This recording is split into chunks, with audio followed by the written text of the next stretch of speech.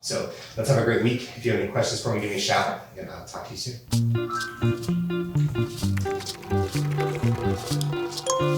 Oh. Hi, Sue. How's your day going? Going good. I've just been trucking through some check-ins and I have a little bit more desk work to do. How about you? More or less the same. I've been in a really good flow today, so it's been nice. Love that for you, baby. It is actually beautiful outside and I need to get some more steps in. Do you want to go for a walk here soon? Oh, trust. I am needing some steps. Let me finish up this last check-in and I will join you. Okay, yay. I'll see you in a little bit. Love you, baby. Love you too. I'll see you in a little bit. Ooh, that sugar sweet. You got what I need. Sipping on the potion. All that good emotion. Just my kind of heat. Keep it on repeat. Tested by the motion, loving this devotion. Live it up, live it up, live it up, sweet emotion. Every time, every night, you and I on a roll. Switch it up, switch it up, switch it up, where I'm going. Getting on the fly, different over. Aruba, Jamaica, ooh, I wanna take it. Bermuda, Bahama, come on, pretty mama. Key Largo, Montego, baby, why don't we go? Jamaica, off the Florida Keys. Alex, are you wanting to go on that walk? Ooh, I wanna take you to Bermuda, Bahama, Key Largo, Montego, baby, why don't we go? We are headed on vacation. It is our 5-year wedding anniversary, which is crazy to think about. And we both decided that we wanted to go on a little bit of a diet before heading into this trip. And then we also polled you guys on Instagram to see if you guys were interested in getting a little bit of an inside look on the dieting phase. And it was an overwhelming yes. So we are so excited to dive into this and to also have our first series on YouTube going over these next 12 weeks of what it looks like with us dieting for vacation. I'm very excited for us to head on vacation. It's long overdue, and it's probably even longer overdue that I get into the dieting phase. Over the past year or two, I've really just been focusing on getting in adequate amount of protein, as well as making sure I have enough calories to train at my absolute best and putting on muscle tissue. So I'm really excited to see what the adversity is and getting into a deficit because it's been so long since I've had one. What about you? I actually competed a year ago and I had been competing for about 7 or so years. After tracking that meticulously, I would say the past 6 months I've been loosely tracking. I basically have the same meals within a day, but I just have a little bit more flexibility within not inputting every single thing into MyFitnessPal. I'm pretty on par with what my food is on a day-to-day basis. It's just been a lot less strict than it was within a competition prep. But in the past year, I've just been focused on increasing my food, increasing my output in the gym, being able to put on muscle, and really figuring out what it looks like to have a lifestyle within fitness without the extreme of competing in play. We were looking for places in the Caribbean to head to, and we ended up getting booked and busy this weekend, and we are headed to St. Bart's in about 14 weeks. Now, I know we said this diet is 12 weeks, but we do have some competitors competing, as well as we actually like to end diets sooner than when someone leaves on vacation because dieting and being in a place where you might be very hungry or you're just now getting completely out of routine and having a ton of flexibility can be pretty difficult. So once we head to St. Bart's, we should be in the absolute best spot to just enjoy our time there. For this diet, I will be coaching Sue and taking her through all of her training, her nutrition, her cardio, her supplementation, and I will take you guys along with me. And I will be coached by Adam Miller, who is a part of In1 Education, getting all the same service that I just spoke about that I'll be providing for Sue. And so we'll be able to give you guys context of all the ins and outs that we will be taking throughout the entire diet. From a goal perspective, what I'm wanting to see out of myself during this time frame is that I, of course, want to see fat loss. I want to see a around 1 to 1.5 pounds of fat loss on average throughout the front end of this dieting phase. The reason that my average is a little bit higher than maybe what you were thinking is that I've got some body fat to lose. Day 1 of the diet. Let's see what my weight is. Let's get this thing started. I will have a greater rate of fat loss to start with, and then on the back end, that progress is probably going to shorten a little bit to 0.75 to 1 pound per week of overall fat loss. So I'm hoping to see around 10 to 15 pounds of body mass loss over the entire 12 weeks. I'm looking to see around 0.5 pounds of weight loss on average per week. I don't have as much fat to lose, and I want to be realistic about exactly what my goals are within this diet. My goals aren't to get competition lean. It's just to make sure that I feel confident, especially being in a bikini, as well as being able to do it alongside Alex, as we haven't ever dieted together before. So it's going to be great to have that accountability, as well as within dieting, I absolutely love the mental aspect of it. I love about what it is to really commit and have non-negotiables and show up for yourself when things are hard and busy and it's just crazy hectic. The next 12 weeks, we have a lot going on. So in order to carry out this diet, we have to be very organized and on top of everything. So that's going to be quite the challenge, and it's one that I think we're both up for.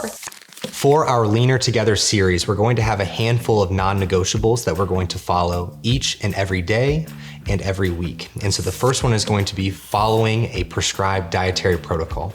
The second is going to be having at least an hour of outdoor activity with our pups, having a minimum of 8K steps daily, and having one household chore done per day. This is probably gonna be the most challenging for me. I like to accumulate these and have them as one big house chore day. So having one per day is gonna be helpful because it's going to be less time consuming for me. We'll be taking progress photos to share with you all, as well as to assess our progress. We'll be training at a minimum of 3 times weekly.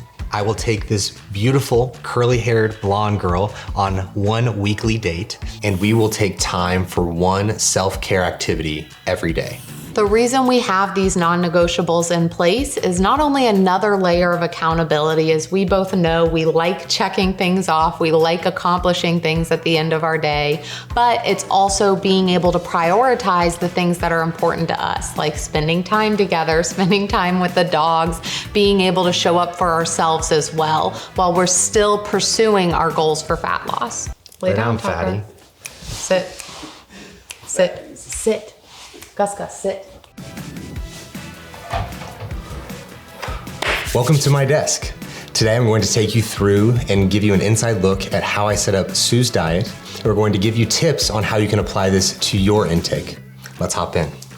This is our check-in system. This is how we correspond with all of our clients and give them their protocols to have their setup for their nutrition, amongst many other factors within their check-in process. You will see on this sheet that you will have the calories as well as the macronutrients that are outlined for each individual, as well as the sleep that we're wanting them to see and their daily steps. And then they have the opportunity to track all of their nutrition here on this page.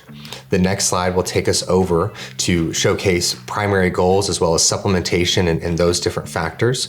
We'll be able to see physique photos and then where our adherence was for the week that was just had.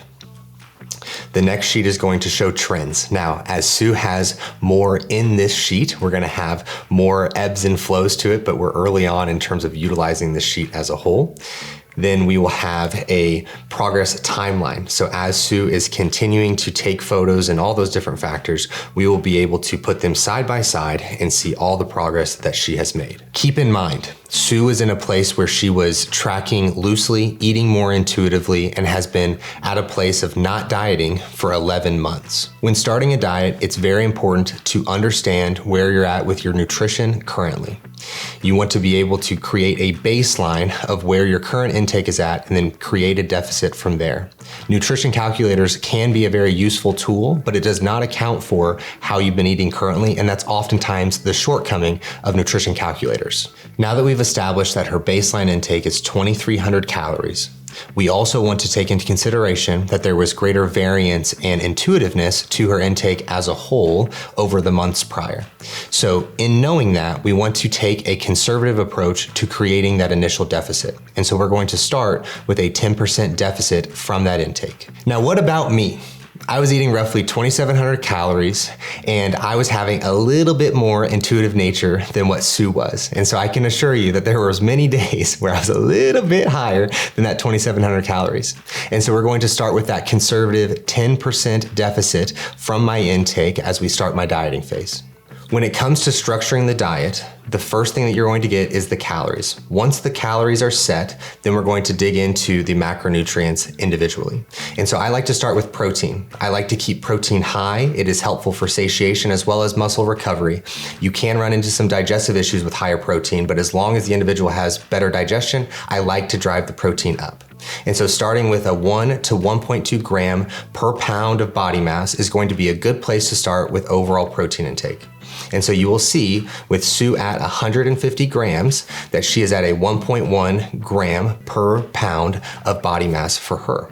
Now, when it comes to carbohydrates and fats, this is going to be important for your training performance, but is also going to be very important for your lifestyle. And if you're only taking into consideration training performance and feeling as though that you have to have this maximum amount of carbohydrates to make sure that you're performing at your best in the gym, you're not going to be taking into consideration going out to dinner with your kiddos on the weekend, or that one date night that we're requiring of ourselves during this Leaner Together series. Now, because of those lifestyle factors, we want to have a little bit of greater fats in our diet to allow for our adherence to be better, because this is part of creating a lifestyle, not just simply 90 days or 30 days. We want to have these practices in place so that we can do this for now and beyond our time doing this diet. If your lifestyle isn't taken into consideration, what's the chance of you following it anyway? Think about it. Your nutrition is going to impact your entire day. And if you're just simply not doing something that you enjoy, think about how miserable you're going to be throughout the entirety of your day.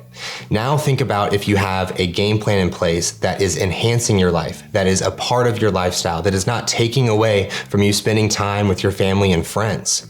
It's going to be much easier to adhere to that plan and having something that's more easily to consistently do over time than having the crash diet that's only going to be doable for a very short period and then you're right back to where you started. What's our plan for the physical activity that we're going to be doing alongside the nutrition protocols?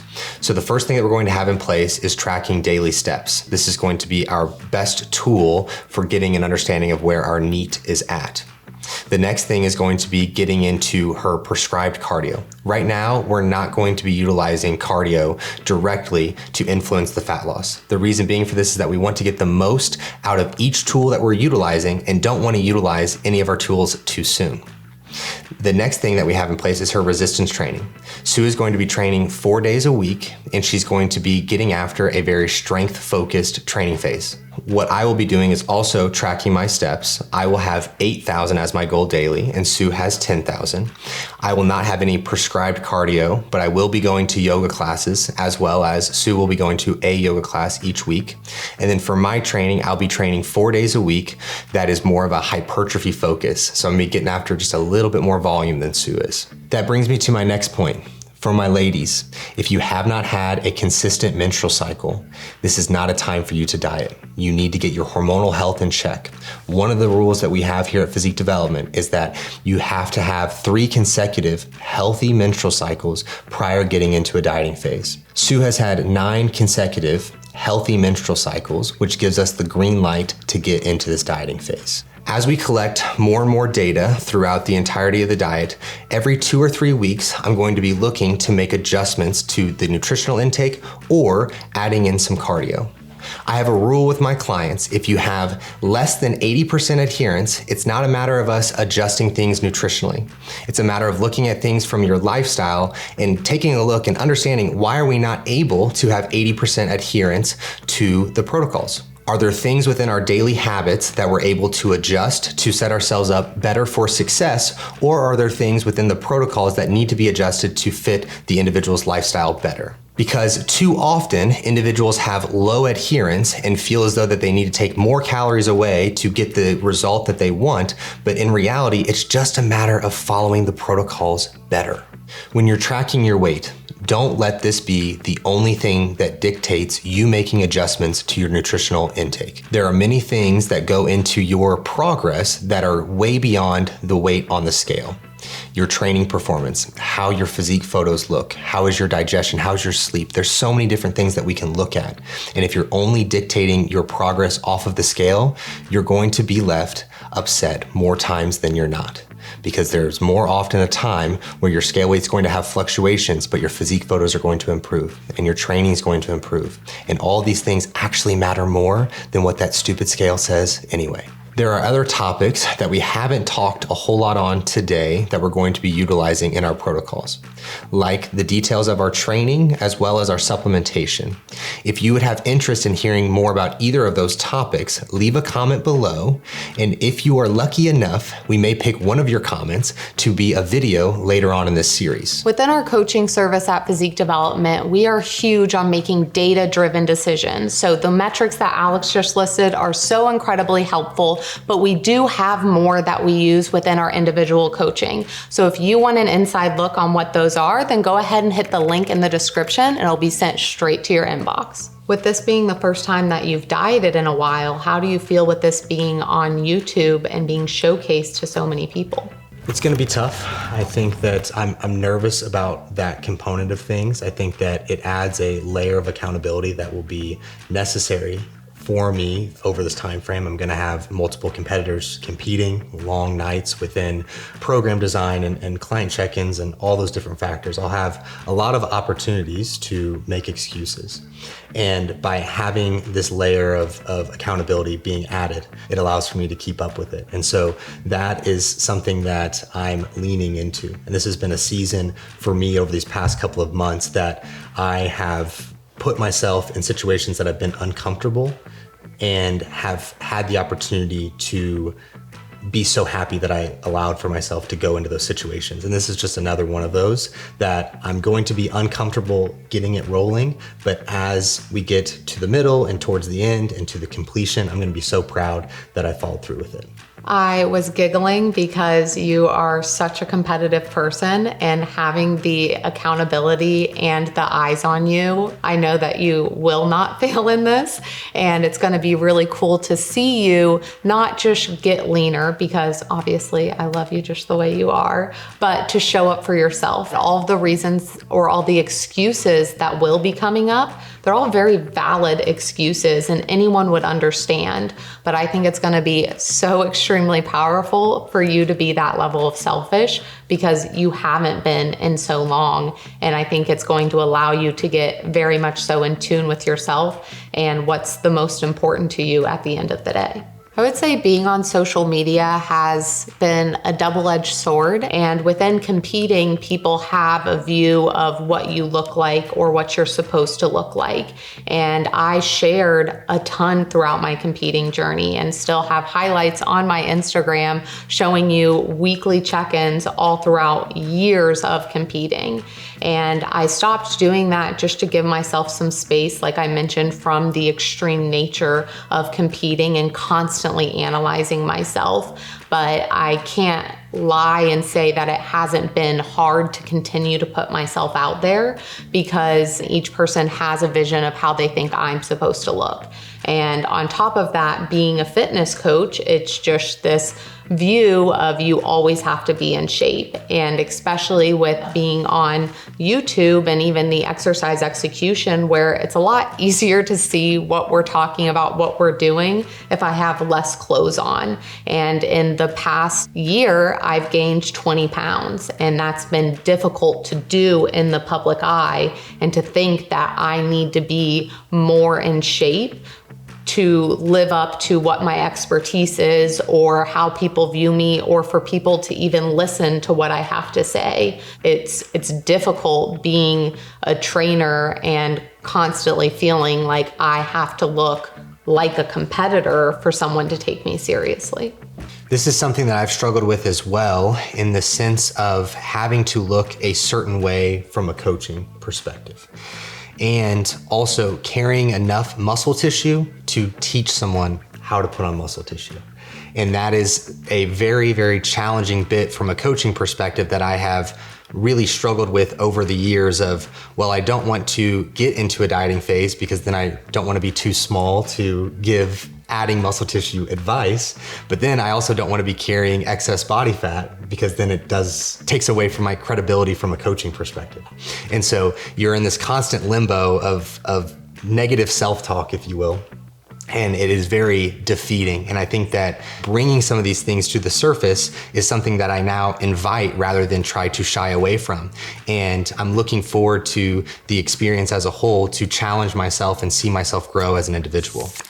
What you can expect during this Leaner Together series is an inside look into a diet. We know diets can be pretty confusing, what to change, when to change, what even to do, and we want to show you step by step what we're doing for ourselves. We'll have weekly updates, which means weekly uploads on Thursdays for you all, being able to show those progress pictures and those other metrics that we mentioned as well.